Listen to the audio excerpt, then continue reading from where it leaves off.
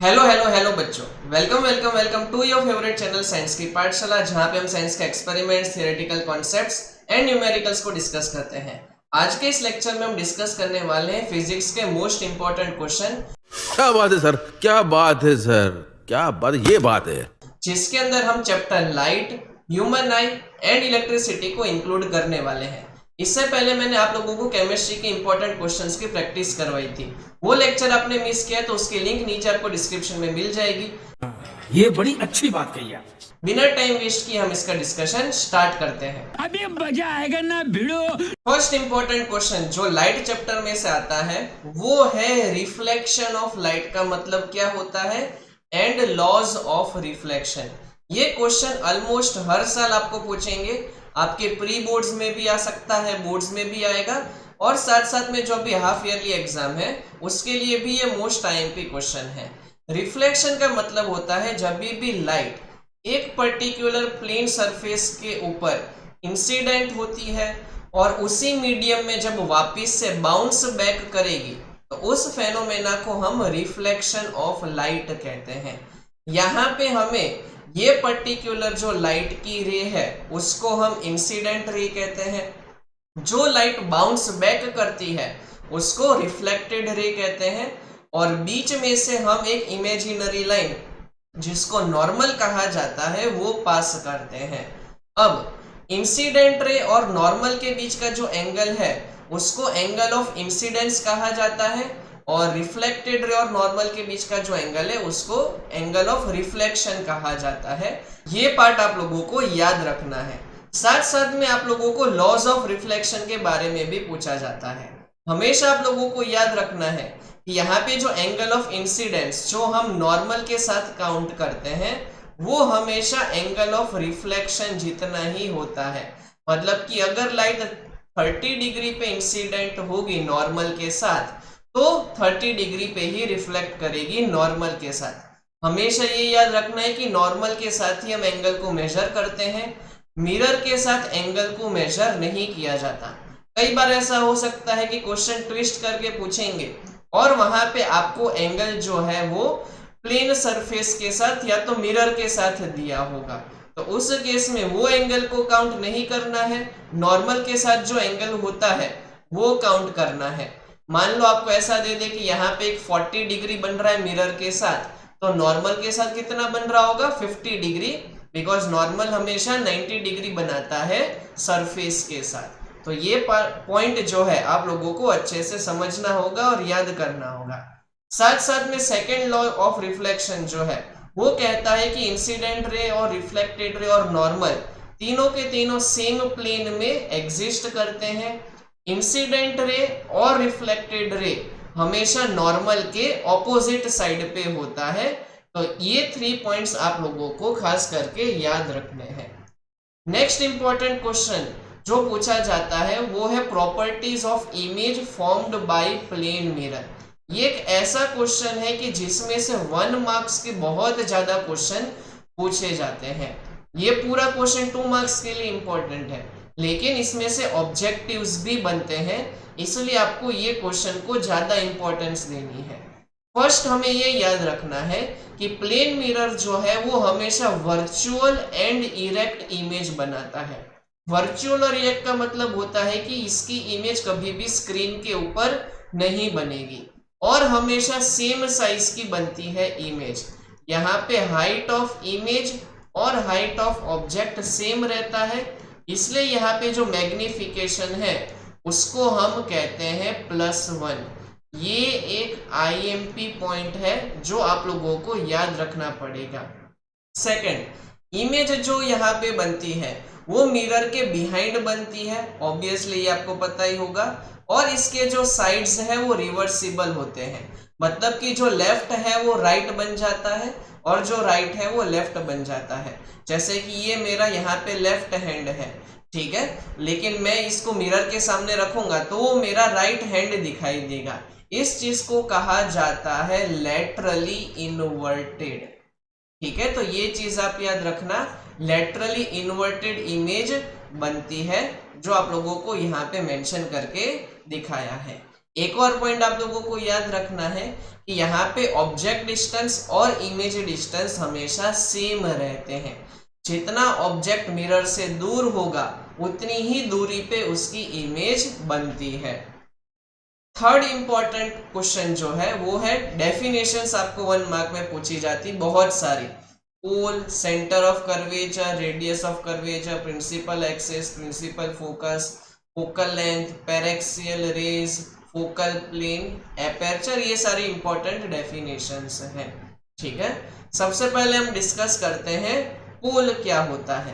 तो हम एक कैसे मिरर बनाते हैं, वो मिरर का जो रिफ्लेक्टिंग सरफेस है उसका एक सेंटर होता है। वो रिफ्लेक्टिंग सरफेस के सेंटर को पोल से डिनोट किया जाता है और उसका सिंबल है P। सेंटर ऑफ कर्वेचर क्या होता है, तो मिरर जो है वो एक्चुअल में एक स्फीयर में से बनाया जाता है और वो स्फीयर का एक सेंटर होगा। उसी तरीके से यहाँ पे जो उसका पोर्शन हमने लिया है उसका सेंटर कुछ इस तरीके से यहाँ पे आता है, उससे थोड़ा दूर होता है, जो आपको यहाँ पे शो किया गया है। वो पर्टिकुलर पॉइंट को हम कहते हैं सेंटर ऑफ कर्वेचर, जिस स्फीयर में से वो बनाया गया है और उसको C से डिनोट किया जाता है। फिर पूछा जाता है रेडियस ऑफ कर्वेचर क्या है, तो पोल और सेंटर ऑफ कर्वेचर के बीच का जो डिस्टेंस है उसको हम रेडियस ऑफ कर्वेचर कहते हैं, जिसको R से डिनोट किया जाता है। फिर प्रिंसिपल एक्सिस क्या होती है, तो ऐसी एक्सिस जो सेंटर ऑफ कर्वेचर और पोल में से पास होती है उस एक्सिस को कहा जाता है प्रिंसिपल एक्सिस। फिर फोकस क्या होता है, तो जब भी पैरेलल इंसिडेंट रे जब मिरर से रिफ्लेक्ट होती है तो एक पॉइंट से पास होती है, वो पॉइंट को कहा जाता है प्रिंसिपल फोकस। और वो प्रिंसिपल फोकस और पोल के बीच का जो डिस्टेंस है उसको हम कहते हैं फोकल लेंथ। हमेशा फोकल लेंथ जो है वो रेडियस ऑफ कर्वेचर अपॉन 2 होती है, ये पार्ट आप लोगों को याद रखना है। फिर पूछा जाता है एपर्चर क्या होता है, तो ये जो डायामीटर है रिफ्लेक्टिंग सरफेस का, जिसको यहाँ पे MN से डिनोट किया गया है, उसको कहा जाता है उसका एपर्चर। और लास्ट में है पैरेक्सियल रेज क्या होती है, तो ऐसी रेज जो बहुत ही क्लोज एग्जिस्ट करती है प्रिंसिपल एक्सिस के पास, उस ऐसी रेज को कहा जाता है पैरेक्सियल रेज। अब आप लोगों के लिए जो सबसे मोस्ट IMP क्वेश्चन जो 3 मार्क्स में पूछे जाते हैं वो है रे डायग्राम्स। रे डायग्राम की प्रैक्टिस मैंने आप लोगों को इससे पहले भी लाइट वाले चैप्टर में करवा दी थी, उसका वीडियो भी आपको इस चैनल पे मिल जाएगा। इस पर्टिकुलर पोर्शन को हम वापस से डिस्कस करने वाले हैं बिकॉज आपके लिए ये मोस्ट IMP है। हमें डिफरेंट पोजीशंस पे ऑब्जेक्ट को रखना होता है और उस केस में कहाँ पे इमेज बनती है, कौन से टाइप की इमेज है और इमेज की साइज क्या है, वो पर्टिकुलर पॉइंट्स हमें नोट करने होते हैं। सबसे पहले हम रे डायग्राम बनाने वाले हैं कॉनकेव मिरर के लिए, जिसको कन्वर्जिंग मिरर भी कहा जाता है। जब भी आप लोग रे डायग्राम बनाओ तो मैंने आप लोगों को पहले भी सजेस्ट किया था कि यहाँ पे पोल और फोकस के बीच का जो डिस्टेंस है वो आप 3 सेंटीमीटर लेना, फिर वापिस से सेंटर ऑफ कर्वेचर और फोकस के बीच का डिस्टेंस भी 3 सेंटीमीटर लेना। अगर ये डिस्टेंसेस लोगे तो आपके डायग्राम नीट और क्लीन बनेंगे। इसके अलावा इसमें और कोई लॉजिक नहीं है। आप 2 सेंटीमीटर लेके भी कर सकते हो, 4 सेंटीमीटर लेके भी कर सकते हो, लेकिन जब 3 सेंटीमीटर लेके करते हैं तो डायग्राम बहुत ही अच्छे से नीट और क्लीन बनते हैं। तो ये चीज आप लेके ट्राई करोगे तो आपके अच्छे से रे डायग्राम बन जाएंगे। फर्स्ट केस में हमने ऑब्जेक्ट को इनफाइनाइट डिस्टेंस पे रखा है। अगर आपको रे डायग्राम अच्छे से ड्रॉ करना है तो उसके रूल्स पता होने चाहिए। रूल्स हम यहाँ पे 2 ही यूज करने वाले हैं। फर्स्ट रूल जो है वो ये कहता है कि मान लो हमारी इंसिडेंट रे पैरेलल चलती है प्रिंसिपल एक्सिस के साथ। मैं आपको वापिस से रूल बता दे रहा हूँ। ये हमारी प्रिंसिपल एक्सिस है, ठीक है, यहाँ पे हमने फोकस को मार्क किया, यहाँ पे हमने सेंटर ऑफ कर्वेचर को मार्क किया। तो अगर ऐसे incident ray parallel to principal axis जाएगी तो वो हमेशा फोकस में से पास होती है, जो आपको ये वाली रे से पता चल रहा है और ये वाली रे से पता चलता है। तो वैसे दूसरी भी इंसिडेंट रे यहाँ से जाएगी और रिफ्लेक्टिंग सरफेस जो है वो उसको फोकस पे से पास करा देगा। जहां पे दो रिफ्लेक्टिंग रेज इंटरसेक्ट करती है वहां पे हमारी इमेज बनती है। तो इस केस में रिफ्लेक्टिंग रेज जो है वो फोकस पे इंटरसेक्ट कर रही है, दैट मीन्स यहाँ पे हमारी इमेज बनेगी। तो पोजीशन ऑफ इमेज हम लिख देंगे एट एफ।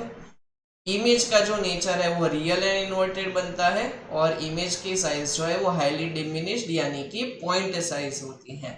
अब हम ऑब्जेक्ट को फर्दर और आगे लेके आएंगे।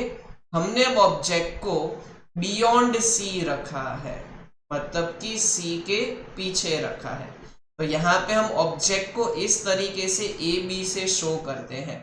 तो अगर मैं फर्स्ट रे ड्रॉ करूँ तो ऐसे पैरेलल टू प्रिंसिपल एक्सिस होगा और वो इस तरीके से फोकस से पास हो जाएगा।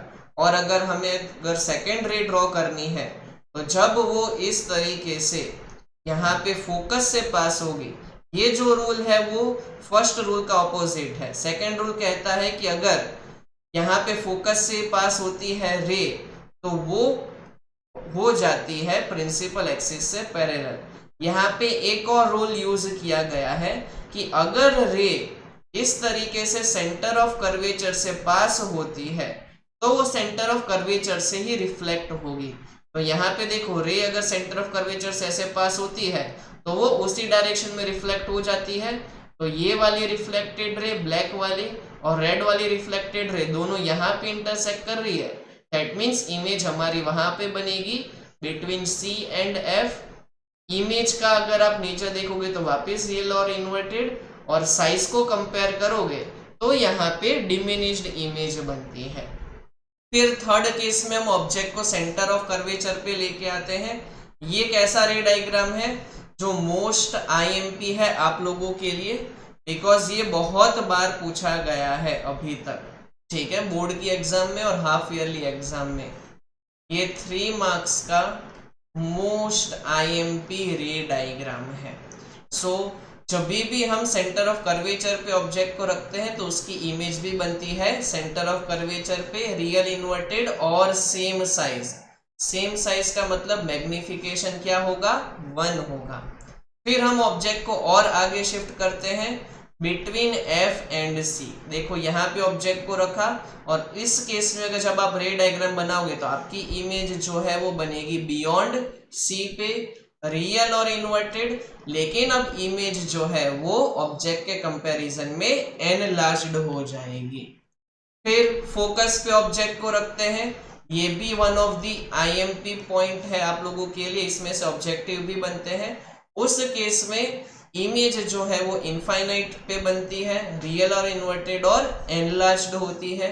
और लास्ट में जब पी और एफ वाले केस में जब हम ऑब्जेक्ट को रखते हैं बिटवीन, तो उस केस में image first time behind the mirror बनती है, इसलिए इसको वर्चुअल और इरेक्ट कहा जाता है और एनलार्ज्ड कहा जाता है।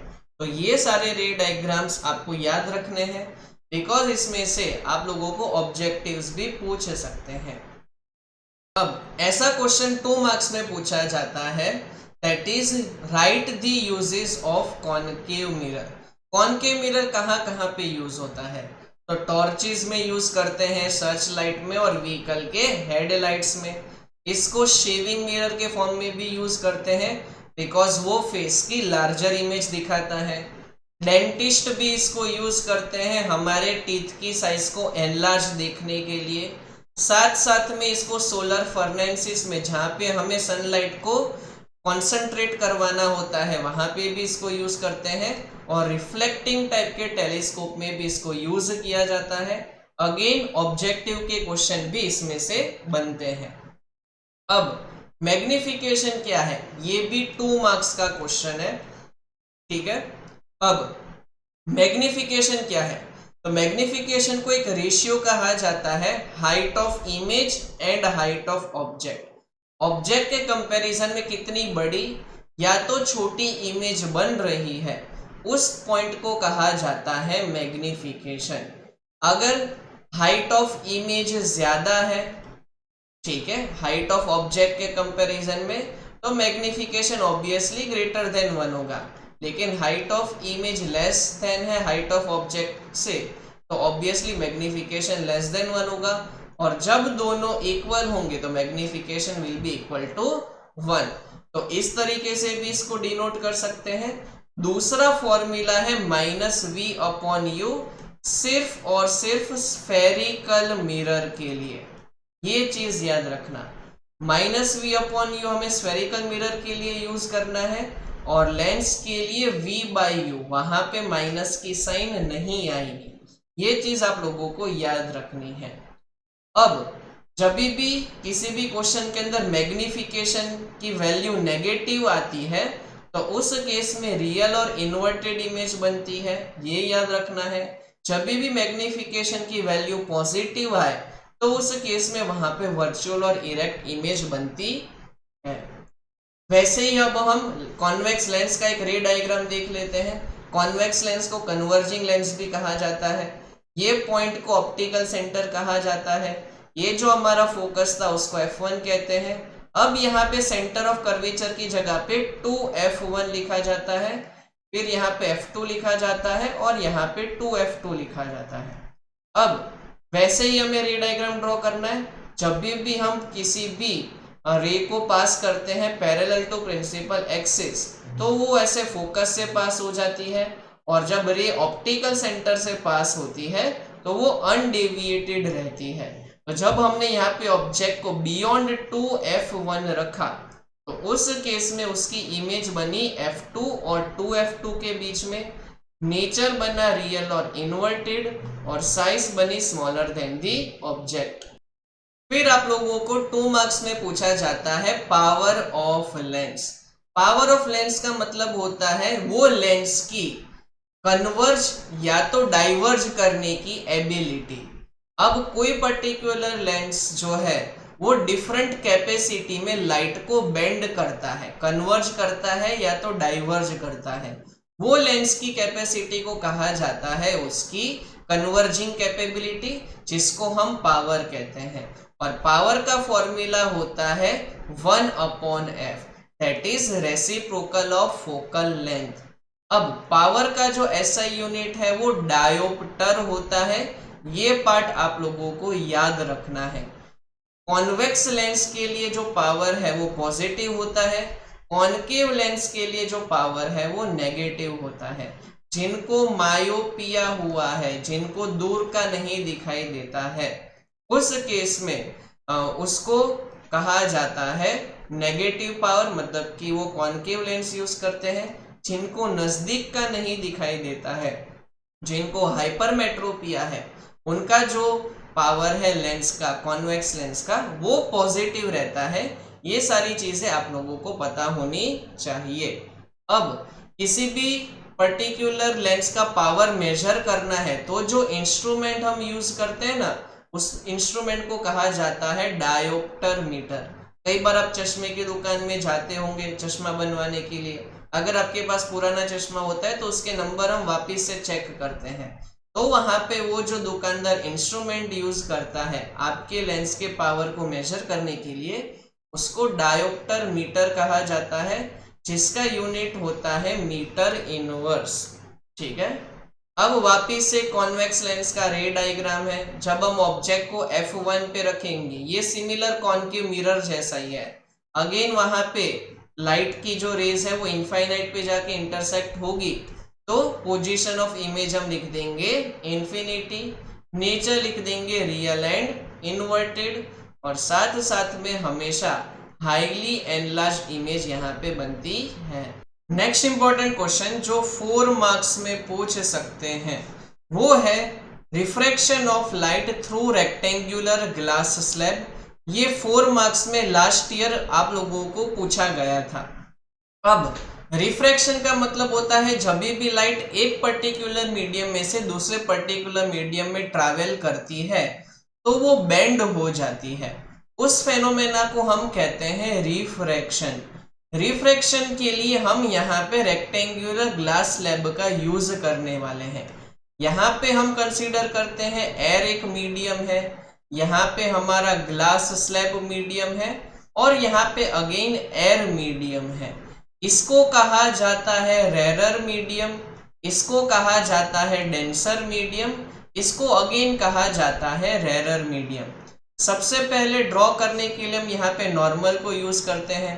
फिर जब यहाँ पे ऐसे लाइट इंसिडेंट होती है, तो जब भी light rarer to denser medium में ट्रैवल करती है तो वो टूवर्ड्स नॉर्मल बेंड हो जाती है, नॉर्मल की तरफ। और जब भी लाइट डेंसर टू रेरर जाएगी तो वो बेंड हो जाएगी अवे फ्रॉम नॉर्मल। इसको एंगल ऑफ इमर्जेंस कहा जाता है। अगर ग्लास स्लैब नहीं होता तो लाइट ऐसे स्ट्रेट ट्रैवल करती, और ये जो अब डिफरेंस आया उस डिफरेंस को कहा जाता है लेटरल डिस्प्लेसमेंट। तो जिस तरीके से मैंने आप लोगों को एक्सप्लेन किया उस तरीके से आपको ये ड्रॉ करना पड़ेगा, और यहाँ पे जो एक्सप्लेनेशन दिया है वो अगर आप अपनी नोटबुक में लिख के लर्न कर लोगे तो आपको बिल्कुल भी प्रॉब्लम नहीं आएगी। फिर लॉज ऑफ रिफ्रैक्शन जो आपको 2 मार्क्स में पूछ सकते हैं, सिंपल होता है। जैसे वहां पे हमने देखा था इंसिडेंट रे, रिफ्रैक्टेड रे एंड नॉर्मल, तीनों के तीनों सेम प्लेन में एग्जिस्ट करते हैं। वहां पे हमने देखा था कि एंगल ऑफ इंसिडेंस और एंगल ऑफ रिफ्लेक्शन सेम होते हैं, लेकिन यहाँ पे angle of incidence and angle of refraction का जो रेशियो है, जिसको हम sine i and sine r कहते हैं, वो कांस्टेंट होता है, और वो कांस्टेंट को n यानी कि रिफ्रैक्टिव इंडेक्स से शो किया जाता है। डिफरेंट मटेरियल का डिफरेंट रिफ्रैक्टिव इंडेक्स होता है। रिफ्रैक्टिव इंडेक्स जो है एक्चुअल में डिटरमाइन करता है कि किसी भी मीडियम में लाइट की स्पीड कितनी होगी। आप लोगों को एयर का रिफ्रैक्टिव इंडेक्स याद रखना है, वाटर का रिफ्रैक्टिव इंडेक्स याद रखना है, डायमंड का रिफ्रैक्टिव इंडेक्स याद रखना है, और ग्लास का रिफ्रैक्टिव इंडेक्स याद रखना है। बाकी सबके रिफ्रैक्टिव इंडेक्स की वैल्यू याद नहीं रखोगे तो चल जाएगा। अब साथ साथ में आपको कॉन्वेक्स मिरर के यूजेस पता होने चाहिए। इसमें से 2 मार्क्स का मोस्ट टाइम पे क्वेश्चन पूछा जाता है कई बार कि क्यों रियर व्यू मिरर के फॉर्म में हम 2 व्हीलर्स चलाते हैं, 4 व्हीलर्स चलाते हैं, उसमें एक रियर व्यू मिरर होता है पीछे की तरफ ट्रैफिक को देखने के लिए। अब वहां पे क्यों कॉन्वेक्स मिरर का यूज किया जाता है, तो आपको ये वर्ड याद रखना है, वाइडर फील्ड ऑफ व्यू। ठीक है, हमें जो हमारे पीछे का ट्रैफिक है वो वाइड दिखाई देता है, मतलब कि बहुत ज्यादा एरिया कवर हो जाता है उस मिरर की वजह से, इसलिए हम उसको वहां पे यूज करते हैं। ये हमेशा वर्चुअल एंड स्मॉलर साइज की इमेज बनाता है, जिसलिए हम इसको यूज करते हैं। अगेन कॉन्वेक्स मिरर के रे डायग्राम्स आप लोगों को पूछे जाते हैं। ये डायग्राम आप लोग इस वीडियो को पॉज करके लिख सकते हो, अपने नोटबुक में ड्रॉ कर सकते हो। अगेन इसमें से 1 मार्कर्स आप लोगों को पूछे जा सकते हैं। अब हम डिस्कस करते हैं चैप्टर ह्यूमन आई के इंपॉर्टेंट क्वेश्चन। 1 मार्क्स में पूछा जाता है कैटरेक्ट क्या है। आप लोगों ने नोटिस किया है कि जो ओल्ड एज पीपल होते हैं उनका क्रिस्टलाइन लेंस मिल्की और क्लाउडी हो जाता है, जिसको हिंदी में मोतिया कहते हैं। फिर उसका ऑपरेशन किया जाता है, उस चीज को हम कहते हैं कैटरेक्ट, जिसकी वजह से पार्शियल या तो कंप्लीट विजन का लॉस हो जाता है। लेकिन अगर हम कैटरेक्ट की सर्जरी करवा देंगे तो वापिस से विजन रिस्टोर हो जाता है। फिर 1 मार्क्स में पूछा जाता है नियर पॉइंट के बारे में और फार पॉइंट के बारे में। नियर पॉइंट का मतलब कि हमारे आईज में स्ट्रेस नहीं होता, ठीक है, कौन से डिस्टेंस पे हम ऑब्जेक्ट को कौन से मिनिमम डिस्टेंस पे रखेंगे so that without any stress हम किसी भी ऑब्जेक्ट को क्लियरली देख पाएंगे। उस नियर पॉइंट को कहा जाता है 25 सेंटीमीटर। और फार पॉइंट मतलब कि हमारी ह्यूमन आई कितना दूर देख सकती है। तो इनफाइनाइट डिस्टेंस जितना दूर देख सकती है उसको कहा जाता है उसका फार पॉइंट। तो नॉर्मल आई के लिए हमेशा जो विजन होता है वो होता है 25 सेंटीमीटर से इंफिनिटी। अगर तुम किसी भी ऑब्जेक्ट को 25 सेंटीमीटर से लेस डिस्टेंस पे लेके आओगे तो उस केस में आइस के ऊपर स्ट्रेस हो सकता है। ठीक है, तो ये पार्ट आप लोगों को याद रखना है। फिर मायोपिया और हाइपरमेट्रोपिया का डिफरेंस आप लोगों को पूछा जाता है। मायोपिया का मतलब होता है दूर का क्लियरली नहीं दिखाई देता है। हाइपरमेट्रोपिया का मतलब होता है नजदीक का क्लियरली नहीं दिखाई देता है। मायोपिया के केस में इमेज जो है वो रेटिना से पहले बनती है। हाइपरमेट्रोपिया के केस में इमेज रेटिना के बाद में बनती है। अब मायोपिया के केस में आई का लेंस थिक रह जाता है, थिन नहीं होता। और यहाँ पे हाइपरमेट्रोपिया के केस में लेंस थिक नहीं होता, थिन रह जाता है। ये स्मॉल एज पर्सन में मतलब कि यंगस्टर्स को ज्यादा होता है। हाइपरमेट्रोपिया जो है वो ओल्डर एज पर्सन को ज्यादा होता है। मायोपिया को करेक्ट करने के लिए हम कॉनकेव लेंस यूज करते हैं, हाइपरमेट्रोपिया को करेक्ट करने के लिए हम कॉन्वेक्स लेंस यूज करते हैं। ये डिफरेंस बिटवीन आप लोग अपने नोटबुक में लिख लेना। फिर डिस्पर्जन ऐसा क्वेश्चन है जो आप लोगों को 3 मार्क्स में पूछते हैं। डिस्पर्जन का मतलब होता है splitting of white light into 7 colours. तो इस तरीके से जिसको हम विबग्योर भी कहते हैं, violet, indigo, blue, green, yellow, orange, red, जब 7 कलर्स में से लाइट स्प्लिट होती है, जब वो ग्लास प्रिज्म में से पास होती है, तो उस फेनोमेना को हम डिस्पर्जन कहते हैं। फिर न्यूटन ने एक एक्सपेरिमेंट किया था कि जो हमने 7 कलर्स ऑब्टेन किए, क्या हम वापिस से उसको रिकम्बाइन कर सकते हैं कि नहीं। तो उस केस में हाँ कर सकते हैं हम। अगर हम वापिस एक सेकेंड प्रिज्म इन्वर्टेड पोजीशन पे रख दे तो वापिस से हमें व्हाइट लाइट जो है वो स्क्रीन के ऊपर मिल जाएगी। फिर अगेन 2 मार्क्स में पूछा जाता है स्कैटरिंग ऑफ लाइट। स्कैटरिंग का मतलब होता है कि जब भी एयर के पार्टिकल्स या तो डस्ट के पार्टिकल्स सन की लाइट को एब्जॉर्ब करके री रेडिएट करते हैं, वापिस से थ्रो बैक करते हैं इन डिफरेंट एंगल्स, उस फेनोमेना को कहा जाता है स्कैटरिंग ऑफ लाइट, जिसको हम टिंडल इफेक्ट भी कहते हैं। इसी की वजह से हमें स्काई का कलर ब्लू दिखाई देता है, सी का कलर भी ब्लू दिखाई देता है, और सनराइज और सनसेट के टाइम पे सन का कलर रेड दिखाई देता है। फिर ह्यूमन आई का भी एक क्वेश्चन पूछा जाता है इसका ड्रॉ करने का, और साथ साथ में इसके जो डिफरेंट पार्ट्स है उसके फंक्शंस पूछे जाते हैं। ह्यूमन आई एक ऐसा चैप्टर है जिसका ऑलरेडी इस चैनल के ऊपर वीडियो अवेलेबल है, तो वहां पे जाके भी आप देख सकते हो। हमने सिर्फ 50 मिनट्स के अंदर पूरे चैप्टर का अच्छे से डिस्कशन कंप्लीट किया था, वहां पे इसका डिस्कशन अवेलेबल है, आप वहां पे जाके देख सकते हो। इसके डिफरेंट पार्ट्स होते हैं क्रिस्टलाइन लेंस, जिसको कॉन्वेक्स लेंस भी कहा जाता है। सबसे आगे का पार्ट जो है उसको कॉर्निया कहते हैं। हमारा जो आई बॉल है उसका साइज 2.3 सेंटीमीटर होता है। आइरिस को कलर ऑफ दी आई कहा जाता है। कुछ लोगों का ब्लैक होता है, कुछ का ब्राउन होता है, किसी का ब्लू होता है, किसी का ग्रीन होता है। आइरिस का काम होता है प्यूपिल की साइज को कंट्रोल करने का। प्यूपिल जो है वो हमारे आई के अंदर का स्मॉल होल होता है जिसमें से लाइट एंटर होती है। सीलियरी मसल्स जो है वो हमारे क्रिस्टलाइन लेंस को थिन या तो थिक करने का काम करते हैं, जिसकी वजह से फोकल लेंथ चेंज होती है। फिर रेटिना एक स्क्रीन की तरह काम करता है जिसके ऊपर रियल और इन्वर्टेड इमेज बनती है। रेटिना के अंदर 2 टाइप के सेल्स होते हैं, rod sales and cone cells होते हैं। ये सब कुछ हमने ऑलरेडी डिस्कस कर लिया था। अब हम मेन इंपॉर्टेंट क्वेश्चंस डिस्कस करने वाले हैं इलेक्ट्रिसिटी चैप्टर के। उसमें जो फर्स्ट इंपॉर्टेंट क्वेश्चन वो है इलेक्ट्रिक करंट, उसका यूनिट और डायरेक्शन। इलेक्ट्रिक करंट को कहा जाता है फ्लो ऑफ चार्जेस। चार्जेस को हम Q से डिनोट करते हैं।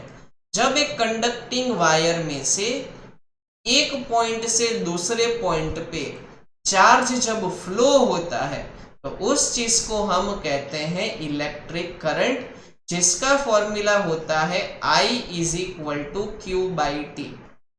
I जो है वो है इलेक्ट्रिक करंट का सिंबल, और चार्ज को हम मेजर करते हैं कूलम्ब में, और एक पर्टिकुलर कूलम्ब के अंदर इतने चार्जेस होते हैं। अगर आप लोगों को कोई पूछे कि एक सिंगल इलेक्ट्रॉन का कितना चार्ज होता है, तो इतना होता है -1.6 इंटू 10⁻⁻19 कूलम। अगेन इस चैप्टर का भी पूरा वीडियो आप लोगों को डिफरेंट पार्ट्स में अवेलेबल होगा। हमने 4 पार्ट्स के अंदर इस चैप्टर का पूरा डिस्कशन किया है, उसकी लिंक भी आपको नीचे डिस्क्रिप्शन में मिल जाएगी। अब यहाँ पे ऐसा यूनिट जो करंट का है उसको हम एम्पियर कहते हैं, जो एक फ्रेंच साइंटिस्ट थे आंद्रे मैरी एम्पियर, उसके नाम पे से आया है। इसके स्मॉलर यूनिट्स होते हैं 1 मिली एम्पियर, जिसको 10⁻³ एम्पियर कहा जाता है, और फिर 1 माइक्रो एम्पियर, जिसको 10⁻6 एम्पियर कहते हैं। फिर आप लोगों को इलेक्ट्रिक सर्किट का डायग्राम ड्रॉ करने के लिए पूछते हैं। इलेक्ट्रिक सर्किट का मतलब होता है जहां पे हम सिस्टमेटिक वे में डिफरेंट इलेक्ट्रिकल कंपोनेंट्स को कनेक्ट करते हैं, जिसमें से उसमें से करंट पास होगा, बल्ब ग्लो करेगा और सब कुछ परफेक्टली वर्क करेगा, तो उसको हम कहते हैं सर्किट डायग्राम। सर्किट डायग्राम के लिए आपको सिंबल्स पता होने चाहिए, जैसे कि यहाँ पे बैटरी कनेक्टेड है, बल्ब कनेक्टेड है, ये करंट को मेजर करने के लिए हमने एमीटर रखा है, ये हमारी की है जो क्लोज्ड कंडीशन में है। तो इस सिस्टमेटिक अरेंजमेंट को हम सर्किट डायग्राम कहते हैं। अब 2 मार्क्स में अगेन इंपॉर्टेंट क्वेश्चन पूछा जाता है, that is electric potential. Electric potential एक ऐसी चीज है जिसकी वजह से करंट फ्लो होता है। आप लोगों ने नोटिस किया होगा 1.5 वोल्ट का सेल होता है, 9 वोल्ट की बैटरी होती है, तो जो पीछे हम वोल्ट लिखते हैं ना, वो वोल्ट जो है वो पोटेंशियल का एसआई यूनिट, ठीक है। तो एक्चुअल में इलेक्ट्रिक पोटेंशियल क्या है, तो work done per unit charge. अब जो बैटरी वर्क करती है चार्ज को एक जगह से दूसरी जगह पे पहुंचाने के लिए, वो बनता है उसका इलेक्ट्रिक पोटेंशियल, जिसका एसआई यूनिट जूल्स पर कूलम्ब या तो वोल्ट होता है। ये चीज आप लोग याद रखो। फिर रेजिस्टेंस क्या होता है, तो वो हमें ओम्स लॉ पे से पता चलता है। ओम नाम के साइंटिस्ट ने बताया था कि potential difference is directly proportional to current, और जब हम ये प्रोपोर्शनल की साइन हटाते हैं तो वहां पे एक कांस्टेंट आता है, उस कांस्टेंट को कहा जाता है रेजिस्टेंस, और वो जो रेजिस्टेंस है उसका एसआई यूनिट बनता है ओम, ठीक है। ये चीज आप लोग याद रखो। अब किसी भी मटेरियल का रेजिस्टेंस किसके ऊपर डिपेंड करता है, तो पहले ये चीज समझ लो कि रेजिस्टेंस एक मटेरियल की ऐसी प्रॉपर्टी है जो करंट के अमाउंट को कंट्रोल करती है। रेजिस्टेंस जो है वो टेम्परेचर के ऊपर डिपेंड करता है। अगर टेम्परेचर इंक्रीज होगा तो रेजिस्टेंस भी इंक्रीज होगा। अगर लेंथ इंक्रीज होती है किसी भी कंडक्टर की तो भी रेजिस्टेंस इंक्रीज होगा, लेकिन अगर किसी भी कंडक्टर का क्रॉस सेक्शनल एरिया इंक्रीज होगा तो रेजिस्टेंस डिक्रीज होगा। रेजिस्टेंस जो है वो इनवर्सली प्रोपोर्शनल चलता है एरिया के साथ, इसलिए जो है वो डिक्रीज होता है। फिर आप लोगों को पूछा जाता है एलॉयज के बारे में। एलॉयज एक ऐसे सब्सटेंसेस होते हैं जो 2 मेटल का मिक्सचर होते हैं, या तो एक मेटल होगा दूसरा नॉन मेटल होगा, इसलिए हम यूज करते हैं एलॉयज को इलेक्ट्रिक हीटिंग डिवाइसेस, यानी कि इलेक्ट्रिक आयरन हो गया, टोस्टर हो गया, बल्ब हो गया, इसलिए क्योंकि वो कभी भी बर्न नहीं होते, कभी भी ऑक्सीडाइज नहीं होते, इनका मेल्टिंग पॉइंट बहुत ज्यादा होता है, इसलिए टंगस्टन को यूज करते हैं इलेक्ट्रिक बल्ब के अंदर। फिर नाइक्रोम के वायर्स जो है वो आयरन के अंदर और टोस्टर के अंदर इस तरीके से यूज किए जाते हैं। फिर सीरीज कॉम्बिनेशन में क्या डिसएडवांटेजेस होते हैं, ये भी आप लोगों को पूछा जाता है। सीरीज कॉम्बिनेशन के अंदर आप लोगों को याद हो तो रेजिस्टेंस जो है वो ऐड होता था, और जब रेजिस्टेंस ऐड होता है तो उस केस में लार्ज अमाउंट में हीट जो है वो प्रोड्यूस होती है, जिसकी वजह से सर्किट जल सकती है। इसलिए सीरीज कॉम्बिनेशन कभी भी एडवाइजेबल नहीं है। साथ साथ में अगर आप डिफरेंट डिवाइसेस को सीरीज में कनेक्ट करोगे तो उस केस में मान लो कि एक बल्ब खराब हो गया तो आगे करंट जाएगा नहीं, आपके जितने भी और डिवाइसेस कनेक्टेड है वो भी काम नहीं करेंगे।